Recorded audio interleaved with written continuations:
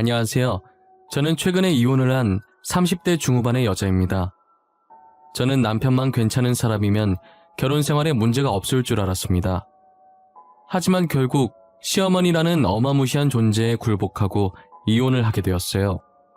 지금 생각해보니 그냥 남편을 봐서라도 참을 걸 그랬나 싶고 제가 예민했나 싶기도 해요. 그렇지만 이혼을 하지 않으면 남편이 시댁과 연을 끊지 않는 이상 시어머니와는 계속 부딪혀야 하니까 어쩔 수 없는 선택이었던 것 같아요. 저희 시어머니는 정말 허영심으로 똘똘 뭉쳐있는 분이었어요. 겉모습은 꽤나 있는 사람 같지만 실상은 쥐뿔도 없는 사람이셨어요. 일단 제 이야기부터 시작해볼게요. 저는 어렸을 때 아버지께서 병으로 일찍 돌아가셨었어요. 아버지께서는 모태 짠돌이셨는데 용돈 받던 시절부터 죽는 날까지 최대한 아끼면서 모아둔 재산이 정말 많았어요. 어머니께서는 늘 그런 아버지를 보고 죽어서 들고 갈 것도 아닌데 왜 이렇게 미련하냐고 했지만 사람 일은 모르는 것이라면서 자신이 갑자기 사라지게 되면 남은 가족들은 어떻게 하냐고 하셨었어요. 그렇게 모아오신 아버지 돈으로 가족을 먹여 살려야 하니 어머니께서 일을 시작하셨어요. 어머니께서는 할 수 있는 게 요리뿐이라며 분식집을 조그맣게 운영하시게 되었죠. 대학로 쪽에서 일을 시작하셨는데 얼마 뒤 그 대학 근처에 초등학교도 생긴 거예요. 새로 생긴 초등학교 덕분에 점차 장사가 잘 되기 시작했었는데 조미료를 전혀 쓰지 않는 집으로 유명해져서 돈을 많이 벌게 되었어요. 오빠가 하나 있는데 짠돌이 아버지께서 오빠에게만 지원을 아끼지 않았었고 저는 딸이라고 학교만 다니고 따로 학원을 다니지 않았었습니다. 대신 오빠가 주말마다 제 공부를 따로 봐주곤 했었어요. 전교 1등 오빠를 둔 덕분에 저도 전교 1등까지는 아니더라도 항상 상위권에서 놀고 있었어요. 대학도 나를 알아주는 4년제에 입학을 하게 되었답니다. 어머니께서는 그런 제가 기특하다며 가게를 운영하시면서 아버지께서 못해줬던 것 이제라도 해주겠다며 등록금을 지원해 주셨어요.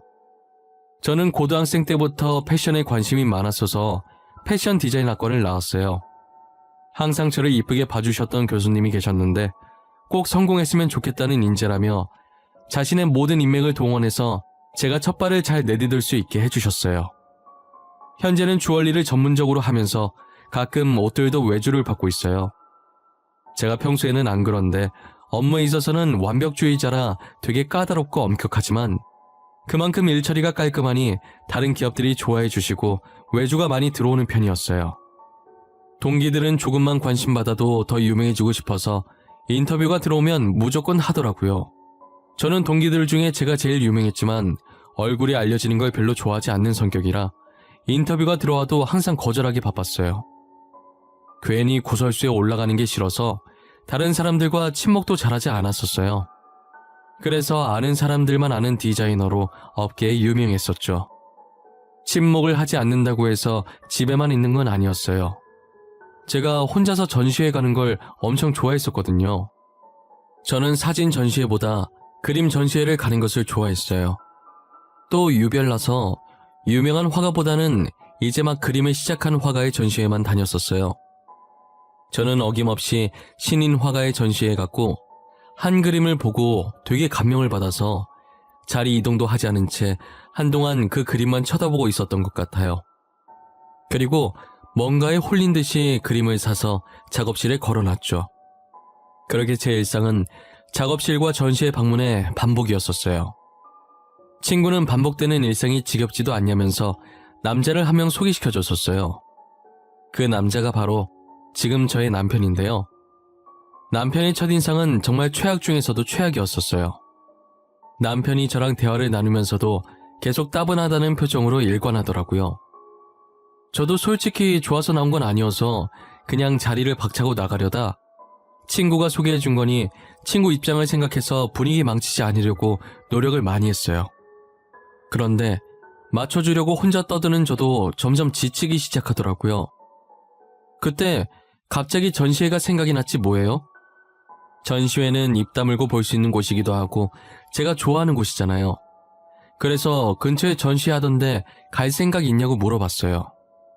혹시 전시회 좋아하세요? 근처에 전시회 하는 것 같던데 갈 생각 있으세요? 안 가고 싶으면 안 가고 싶다고 말씀하셔도 돼요. 전시회요? 너무 좋죠. 평소에도 전시회 좋아하세요? 최근에 전시회 가신 적 있으세요? 네. 저는 사진 전시회는 잘 안 가고 종종 그림 전시회 많이 가요. 그림 보고 있으면 이상하게 마음이 편안해져서요. 얼마 전에도 갔다 왔어요. 저도 그림 보면 마음이 편안해져서 심란할 때 전시회 가는데 주로 어떤 화가 전시회에 자주 가세요? 저는 이제 막 그림을 시작한 화가의 전시회를 주로 가요. 처음 시작하는 그 서툰 붓질이 너무 좋거든요. 뭔가 붓자국에 설레는 감정이 들어있는 기분이라서요. 전시회라는 말에 줄곧 따분해 보이던 남편의 얼굴에 화색이 돌기 시작하더라고요. 저는 남편이 그렇게까지 말이 많은 사람인 줄 몰랐어요. 좋아하는 분야가 나오니 신나서 조잘조잘 거리는 모습을 보니 싫진 않더라고요. 해맑게 어린아이같이 신나하는 남편이 조금 귀여워 보이기까지 했어요. 저는 전시회를 갔다 와서 남편에게 호감을 느꼈고 용기 내서 애프터 신청을 했어요. 남편도 제가 마음에 들었는지 알겠다고 하면서 수줍게 웃어 보이더라고요. 그렇게 저희는 전시회를 보러 다니면서 진지하게 만나기 시작했어요. 4년 정도 만나니 취향도 취미도 비슷한 남편과 결혼을 하고 싶다는 생각이 들었어요. 그래서인지 제 작업실을 누군가에게 잘 안 보여주는데 남편에겐 보여주고 싶었죠. 그런데 남편이 작업실에 걸려있는 그림을 보고 놀라더라고요. 자기야, 이 그림 뭐야? 이게 왜 여기 있어? 자기가 이 그림 산 거야? 어떻게 이게 여기 있을 수가 있지? 그거? 자기랑 만나기 전에 혼자서 전시회 갔을 때 샀었어. 근데 그게 왜? 이쁘지 않아? 내가 저 그림을 딱 보는데 마음이 뭉클하다고 해야 하나? 이상한 감정이 들더라고. 저 그림 내 그림인데? 나 전시회 3번 정도 하고 그림 접었었거든. 이때까지 이 그림 말곤 팔린 적이 없어서 도대체 누가 산 건지 너무 궁금했는데 그게 자기라니. 아, 진짜? 진짜 신기하다. 어떻게 이런 우연이 있지? 근데 왜 그만뒀어? 다시 시작해봐. 난 자기 그림 좋은 것 같아. 가끔 작업하다 힘들 때 저 그림 보고 있으면 편안해지던데? 정말? 내가 다시 해도 될까? 근데 다시 하기엔 너무 늦은 거 아니야? 그냥 다니던 회사나 잘 다닐래. 자기 말고는 내 그림에 아무도 관심이 없을 것 같아. 아니야, 아직 안 늦었어. 우리 다시 해보자. 내가 옆에서 열심히 응원해줄게. 난 자기가 꼭 해낼 수 있을 거라고 생각해. 처음엔 늦은 것 같다고 안 하려고 하던 남편이 제가 옆에서 계속 응원을 해주니 다시 붓을 잡더라고요. 붓을 놓은 지 오래된 만큼 다시 시작하는 게 저희 생각보다 쉬운 건 아니었어요. 그래도 이번에 남편이 마음을 굳게 먹은 건지 끝까지 포기하지 않았어요. 저는 남편이 능력이 있고 없고를 떠나서 인품이 너무 좋은 사람이라 결혼하고 싶었어요. 제가 결혼하자고 하자 남편이 계속 고민을 하길래 미래 일은 나중에 생각하자고 당신이 돈 못 벌어도 내가 벌면 된다고 결혼을 밀어붙였어요. 저는 인사를 드리러 과일 바구니와 한우 세트를 들고 남편의 집에 방문했어요. 제가 남편에게 주얼리 디자이너라고만 하고 구체적인 얘기는 하지 않았었거든요. 그래서인지 시어머니께서는 제 직업을 마음에 들어 하지 않으셨어요. 그래, 아들한테 얘기 많이 들었어. 대충 주얼리 그림 그려서 파는 일을 한다고 하던데 맞니? 우리 아들 화가야. 지금은 저러고 있어도 곧 전시회하고 유명해질 거라고. 근데 넌 고작 주얼리 그림 판다고? 어머님, 고작 주얼리 그림 파는 사람이 아니고요. 정확한 직업 명칭은 주얼리 디자이너입니다. 먹고 사는 게 걱정이시라면 크게 걱정하실 필요가 없으실 것 같아요. 둘이 먹고 살 정도는 벌어요.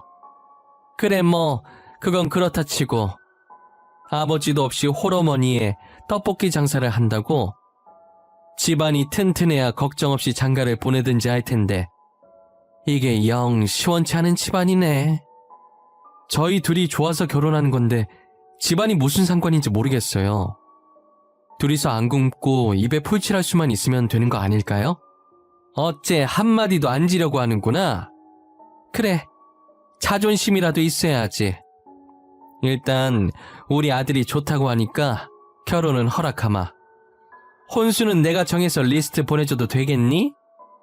어찌저찌 결혼을 승낙받고 집은 시어머니께서 해주신다고 하시길래 제가 혼수를 해가기로 했어요. 그리고 저희 집에 인사를 갔는데 저희 어머니는 제가 좋으면 된 거라고 흔쾌히 허락해 주셨죠.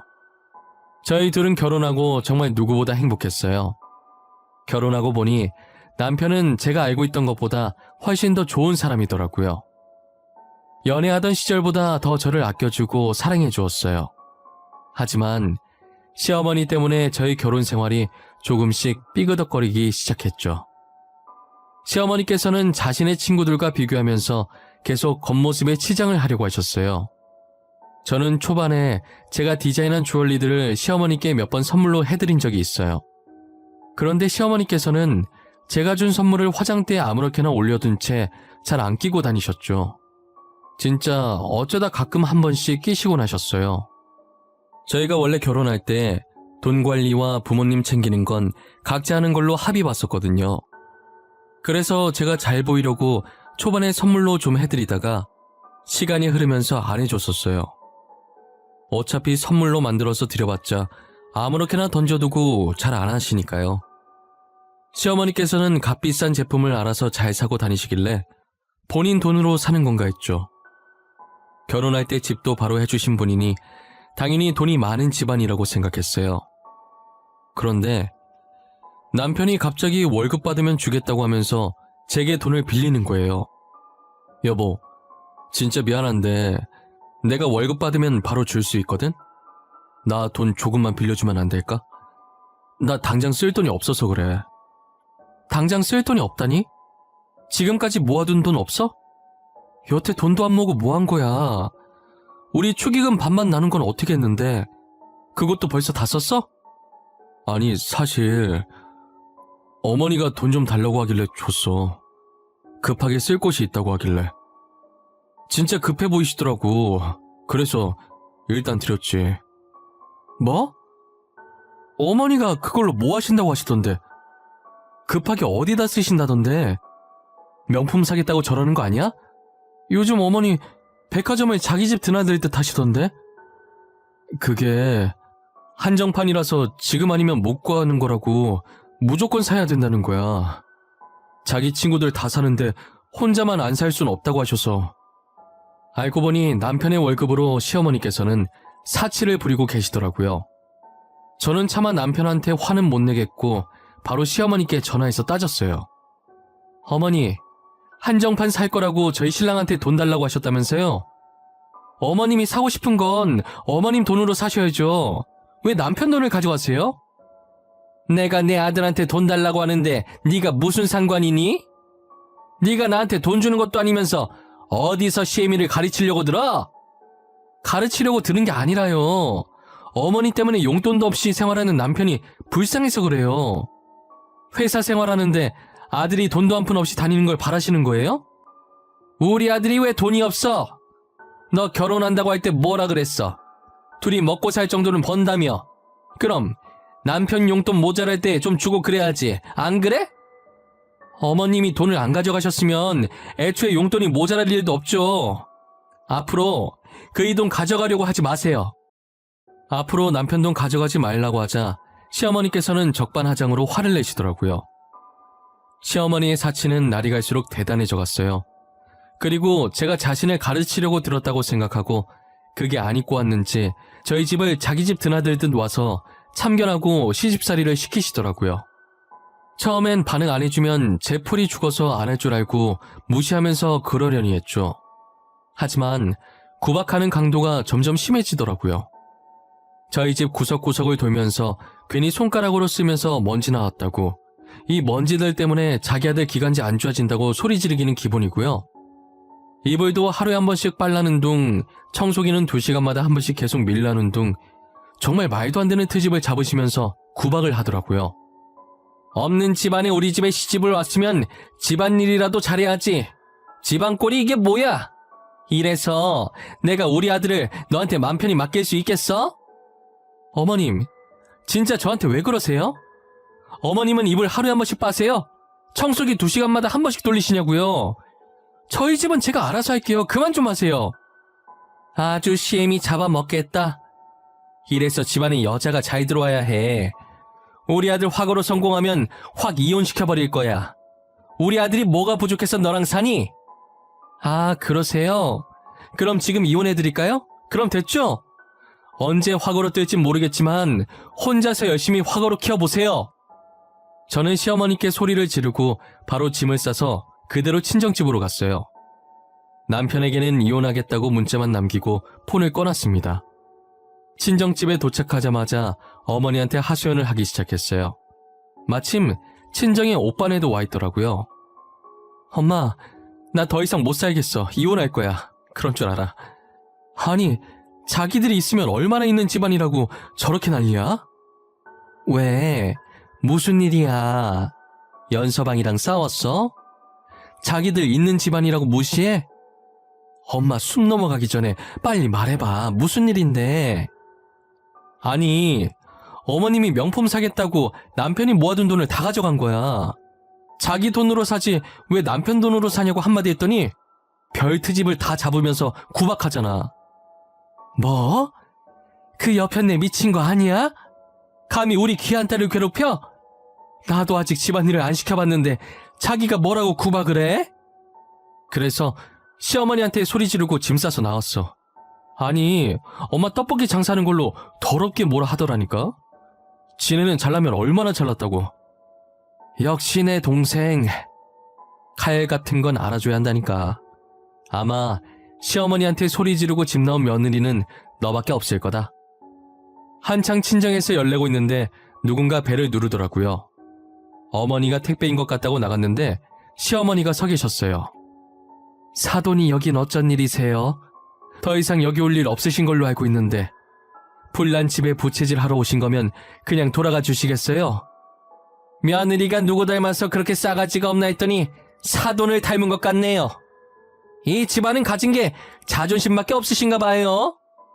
사돈께서 얼마나 부자인지는 모르겠는데 아무리 있는 집 사람이라도 사람을 이렇게 무시하면 안 되는 거죠. 경우가 너무 없으시네요. 제가 시비를 걸려고 온 건 아니고요. 확실히 이혼을 하는 건지 확인하려고 왔습니다. 장차 유명한 화가가 될 저희 아들이랑 이혼을 하겠다고 하니 기가 차서요. 이혼 얘기를 해도 저희가 해야 하지 않나요? 이혼 얘기를 누가 하든 뭐가 중요한가요? 없는 집 사람이면 이혼 얘기도 먼저 못합니까? 잘 살든 못 살든 안 맞으면 이혼하는 거죠. 고작 귀걸이 목걸이 그림 그려서 파는 애가 우리 아들이랑 이혼한다니 너무 웃겨서 그러죠. 우리 아들이야 금방 재혼할 수 있겠지만 며느리는 데려간 남자가 저희 아들밖에 없지 않을까 하는 걱정스러운 마음에. 시어머니는 친정에 와서는 어머니께 으름장을 놓기 시작하더라고요. 원래 저희 새언니가 나서는 걸 별로 안 좋아하는데 가만히 듣고만 있다가 입을 떼더라고요. 저기 어른분들 말씀 중에 끼어들어서 정말 죄송하지만 지금 저희 아가씨가 끼고 있는 귀걸이가 얼마짜린지 아세요? 이거 아가씨가 직접 디자인한 귀걸이인데 뭐 귀걸이가 비싸봐야 5만 원 안쪽이지 않나? 금은방 가서 비싸봐야 50만 원이던데. 그리고 길거리에 저런 디자인 널리고 널린 것 같더만 뭘. 길거리 귀걸이랑 비교하시면 안 될 텐데. 아가씨가 디자인한 귀걸이들 기본 1,000만 원이에요. 지금 차고 있는 귀걸이는 다이아가 들어가 있어서 억 단위고요. 뭐? 저 조그마한 귀걸이가 억이라고? 내가 잘 모른다고 지금 거짓말 치는 거 아니야?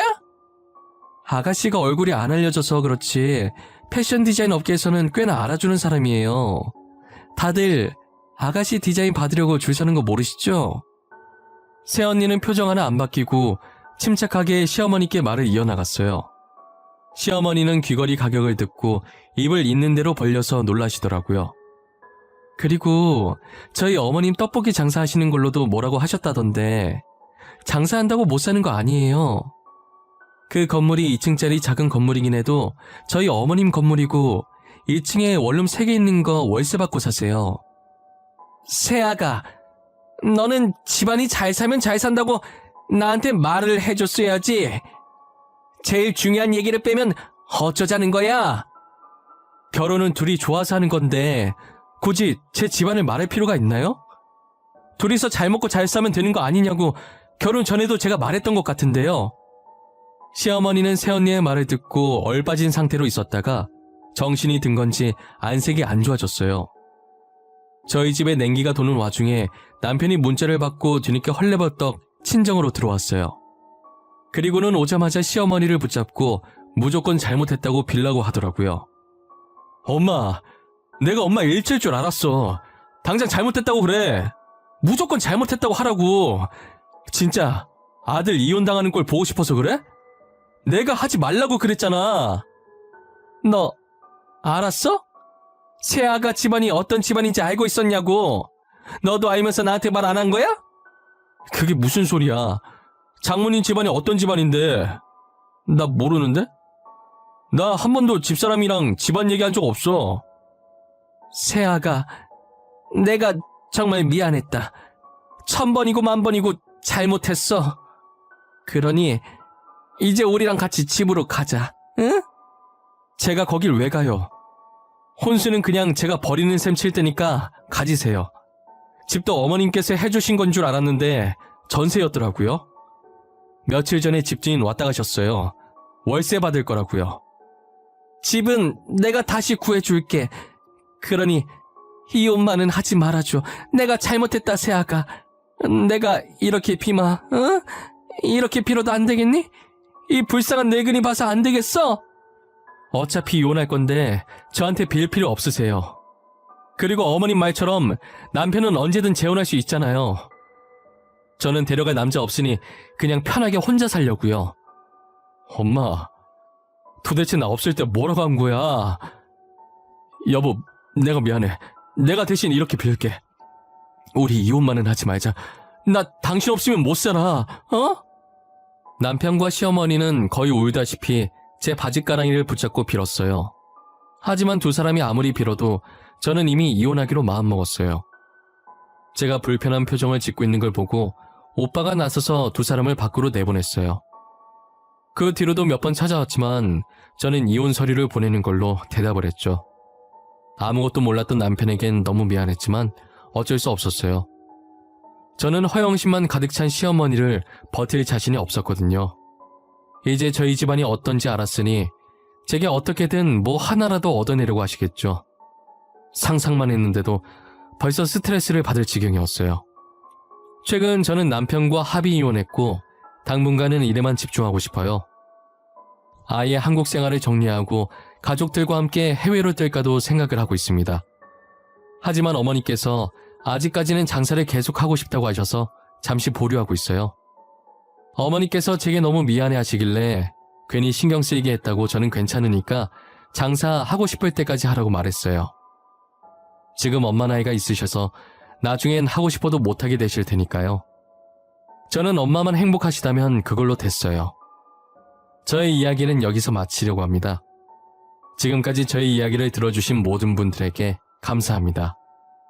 올 겨울 사랑하는 가족들과 따뜻하게 보내시기 바랍니다.